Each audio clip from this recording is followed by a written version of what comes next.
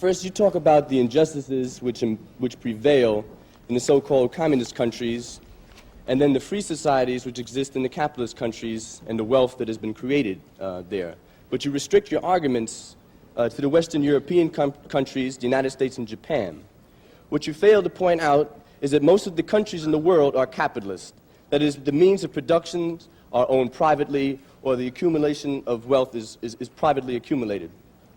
Most of these countries have severely repressive governments, and most of them suffer from huge unemployment rates, hunger, and poverty. If we look at India as compared to China, which has twice as many people, and under its system, the Chinese system, has been able to achieve things for the masses of people which India could not even consider. The same thing goes... Would you come to your question, please? How about? Just two more points, because excuse me, I'd like a little bit of free speech myself. That's okay.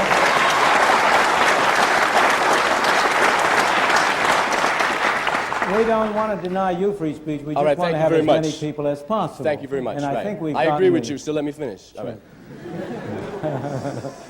The problem which a lot of us feel is, first, you did not mention, in terms of the countries you were pinpointing, such barbarous countries as South Africa and Zimbabwe.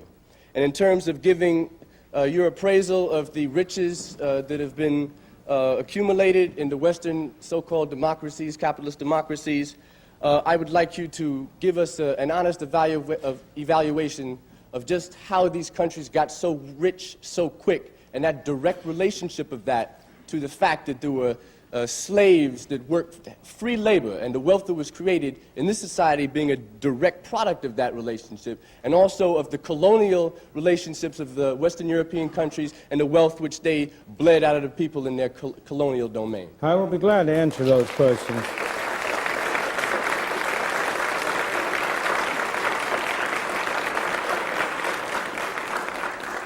First of all, there's a sense in which every country in the world is capitalist. Soviet Union is capitalist.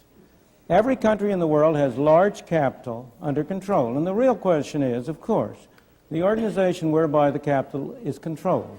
In the Soviet Union, it is controlled by the state or by officials of the state.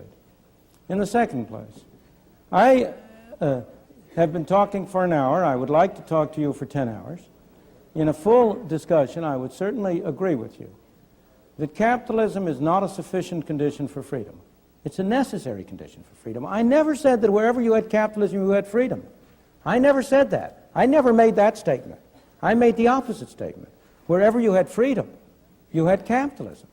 Capitalism is a necessary condition for freedom, but not a sufficient condition for freedom. In addition, you need relatively broad access to capital and a relatively free market. Again, relatively. You need competition. I usually refer to it as competitive capitalism to distinguish it from certain kinds of systems which have been capitalist and have all of the bad qualities that you describe. In the second place, because I don't want to take too much time, to go to your final points. In the second place, it simply is not true that the enormous increase in the well-being of the free countries of the West arose out of slavery. Slavery was a blot on our scutcheon, there is no question. And of course, it was a disgrace to this country to have had slavery as long as it did. But if you take Britain, which did not have slavery, I'm going to go to the colonies, that's the next point. I'm trying to take one point at a time. The gentleman made two separate points. One had to do with slavery, and one had to do with colonies. Britain did not have slaves. Japan did not have slaves in the 100 years since the Meiji Restoration. Hong Kong today does not have slaves. And you ask yourself, if you want to know how people feel, ordinary people feel about different systems, you ask how they vote with their feet. And you ask whether it's Hong Kong that has to put up police to keep people from Hong Kong going into China, or it's China that has to put up police to keep people from China going into Hong Kong. So look at the way people vote with their feet before you judge which society gives them better conditions. But in any event,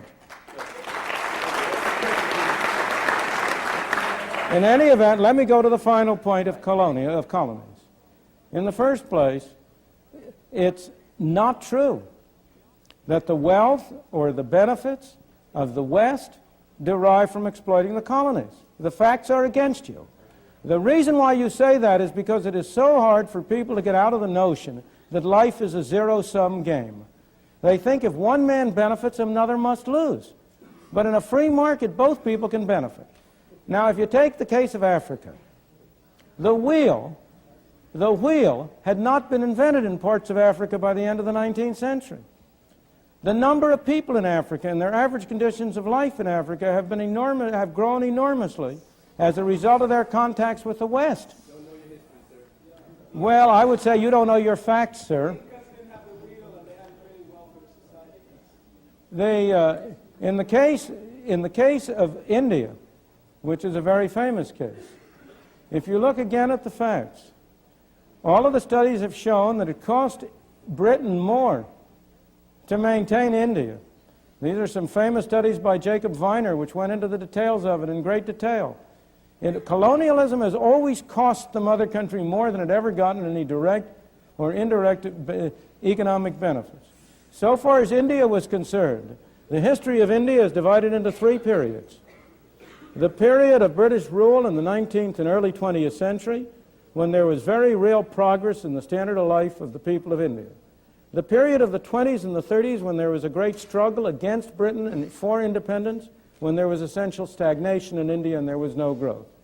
The period since the creation of independence in 1948, when you have had a highly centralized government, when unfortunately it was Harold Lasky and not Adam Smith, who was the most respected intellectual figure in India, when the Indian people have lost, not improved, when the average amount of food and so on has been going down, not up.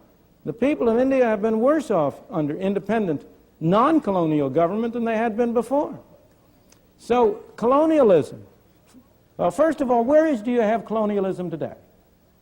You have the classic colonialism behind the Iron Curtain. You have Russia, which is a master country.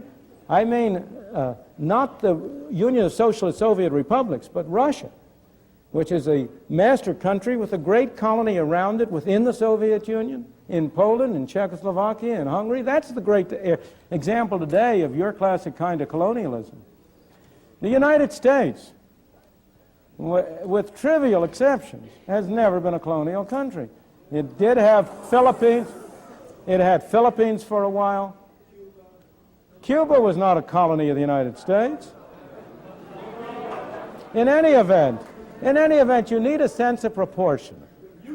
In the period between the revolution in 1776 and 1898, the U.S. had no colonies. And yet the U.S., that was a period of the great